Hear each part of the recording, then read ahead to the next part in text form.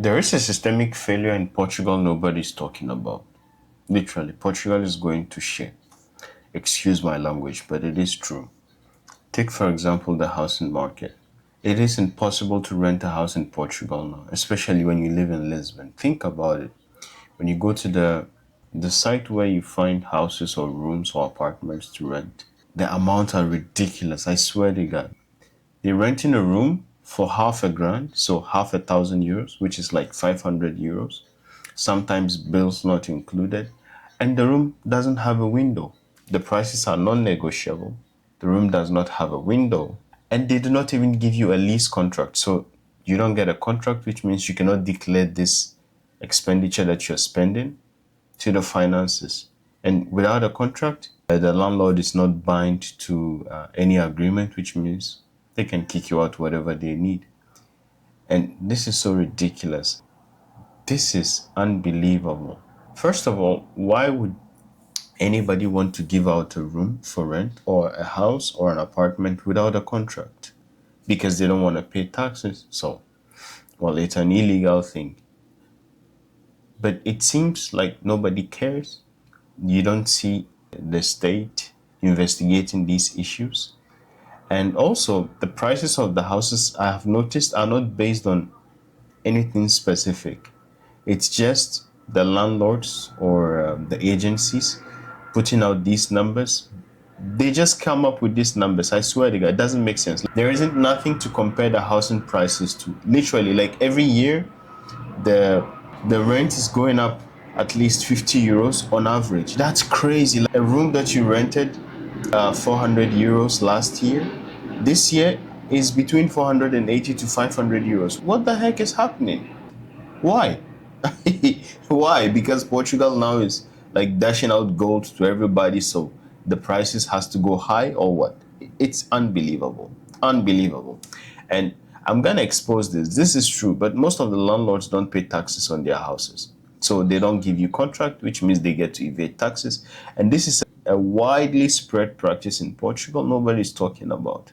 Because if they don't pay taxes, it means you cannot declare this expenditure that you are spending to the finances, because every year when we do the tax returns, some of the money comes back to you.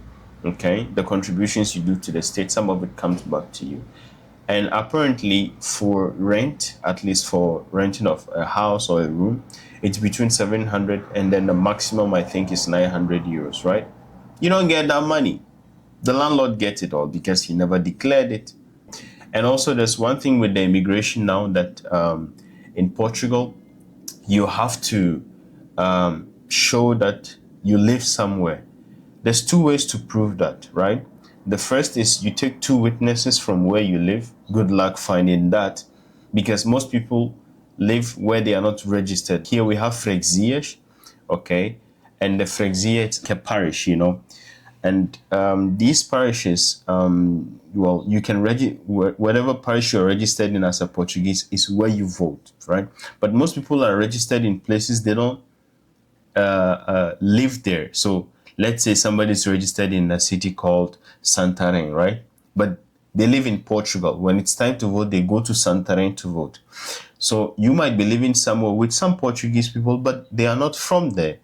So good luck finding Portuguese people that are registered to be your witnesses in the parish to register your address. That's the first one. The second one is getting a job, a lease contract. And most of the landlords are not willing to do that.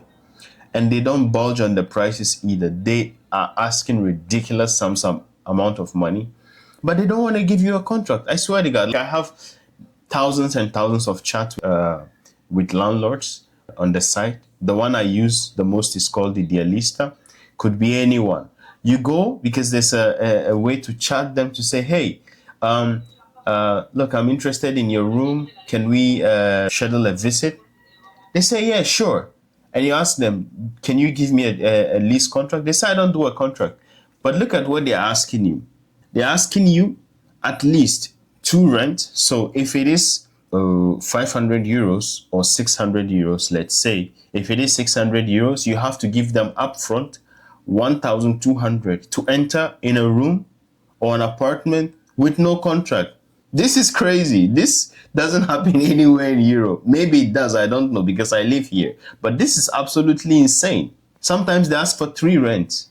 How the heck are you asking for 3 rents without a contract? Apparently, there are a lot of people here in Portugal that are desperate because we had a huge influx of immigration, which was not controlled by the state. They just let people in, and this, as a result, made or created an imbalance in the system.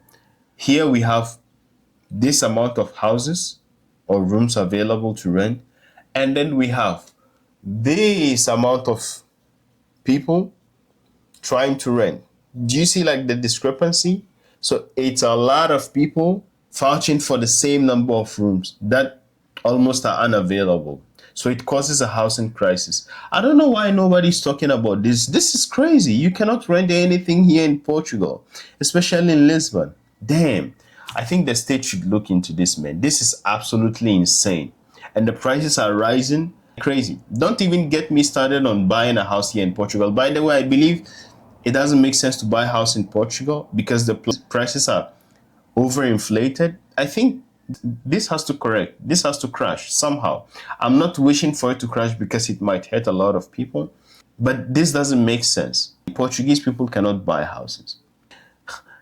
Someone told me there was a house in, I don't know, like in the Cascais zone, a T1, 390,000 euros. T1. You know what a T1 is? Has a small kitchen, a small living room, 1 bedroom. That's it. And maybe a bathroom. T1, 390,000. Are you kidding me? That's and it's an apartment, it's not a house. So it's like a cube, literally. You buy something like that.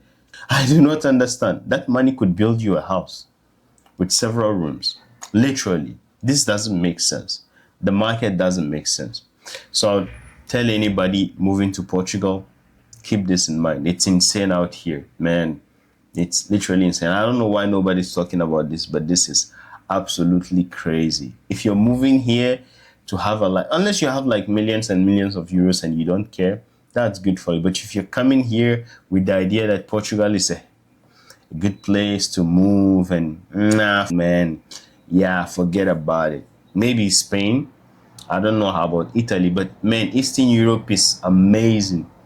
The standard of living is way better. Maybe I should move to Eastern Europe. I know people are gonna be in the comment. Well, if Portugal is that bad, why don't you move out? Well, there's a reason why we criticize things, right? When you criticize things, it means you want them to be better, not because you want to leave or something like that. Use your common sense, right? If things go wrong, you have to talk about them and then address them. Don't be like, yeah, but if you don't like it, why are you still there? Dummy. Don't be a dummy. Peace.